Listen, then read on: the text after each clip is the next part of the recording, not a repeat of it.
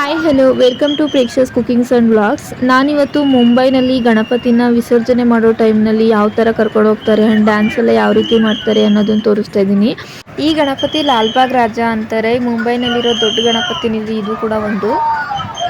So ಇವತ್ತು ಮುಂಬೈನಲ್ಲಿ 11 ದಿನದ ಎಲ್ಲ ಗಣಪತಿನೂ ಸಹ ವಿಸರ್ಜನೆ ಮಾಡ್ತಾರೆ.